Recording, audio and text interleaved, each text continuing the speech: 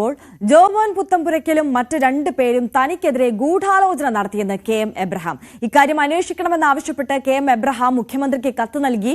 IPS ഉദ്യോഗസ്ഥനെ കൊണ്ട് ഇക്കാര്യത്തിൽ അന്വേഷണം നടത്തണമെന്നാണ് കത്തിൽ ആവശ്യപ്പെടുന്നത്. കത്തിൽ അന്വേഷണം ഉണ്ടാകുമോ എന്നുള്ളതാണ് ഇനി നിർണായകം.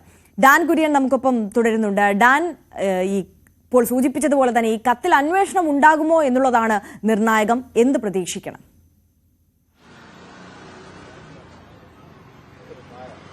അറിയാം, മുൻ ഫയർഫോഴ്സ് മേധാവിയും വിജിലൻസ് തലവനുമായിരുന്ന ജേക്കബ് തോമസിനെ ലക്ഷ്യമിട്ടുകൊണ്ടാണ് കെ.എം. എബ്രഹാമിന്റെ ഈ പരാതി എന്നാണ് പരോക്ഷമായി നമുക്ക് ലഭിക്കുന്ന സൂചനകൾ. അതിൽ ഒരു കൃത്യമായ സ്ഥിരീകരണമില്ല. ജോമോൻ പുത്തമ്പുരയ്ക്കലും ജേക്കബ് തോമസും തമ്മിൽ നടത്തിയ ഗൂഢാലോചനയുടെ ഭാഗമായിട്ടാണ് കെ.എം. എബ്രഹാമിനെതിരെ ഇത്തരത്തിൽ ഗുരുതരമായ ആരോപണങ്ങൾ ഉന്നയിക്കപ്പെടുന്ന സാഹചര്യം ഉണ്ടാകുന്നത് എന്നൊരു നിലപാടിലാണ് അദ്ദേഹം ഫിനാൻസ് സെക്രട്ടറിയായിട്ട് ഇരിക്കുന്ന സമയത്ത് അടക്കം എടുത്ത ചില നിലപാടുകളുടെ പേരിൽ ജേക്കബ് തോമസുമായി വ്യക്തിപരമായി ഒരു ഭിന്നത ഉണ്ടാകുന്ന സാഹചര്യമുണ്ടായിരുന്നു. വിജിലൻസ് ഡയറക്ടറായിരിക്കെ ജേക്കബ് തോമസ് കെ.എം. എബ്രഹാമിന്റെ വസതിയുടെ അളവെടുക്കാൻ പോയതും അത് വലിയ തരത്തിൽ വിവാദങ്ങളിലേക്ക് വഴിവെച്ചതുമൊക്കെ നമുക്ക് അറിയാവുന്ന കാര്യങ്ങൾ കൂടിയാണ്. എന്തായാലും ഇവർ തമ്മിലുണ്ടായിരുന്ന ഈ ഭിന്നത അതിൽ ഒരു മുൻവൈരാഗ്യം എന്നവണ്ണമാണ് ഒരു ഗൂഢാലോചനയുടെ ഭാഗമായി തനിക്കെതിരെ ഇങ്ങനെ ആരോപണങ്ങൾ ഉന്നയിക്കപ്പെടുന്നത് എന്ന നിലപാടിലാണ് കെ.എം. എബ്രഹാം.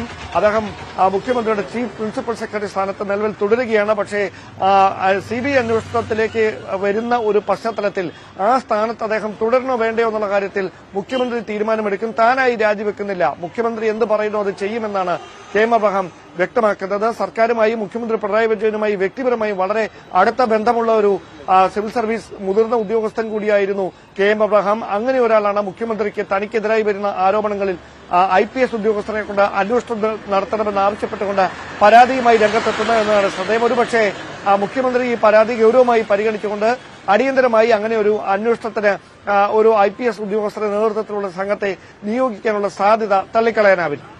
തീർച്ചയായും. ഡാൻ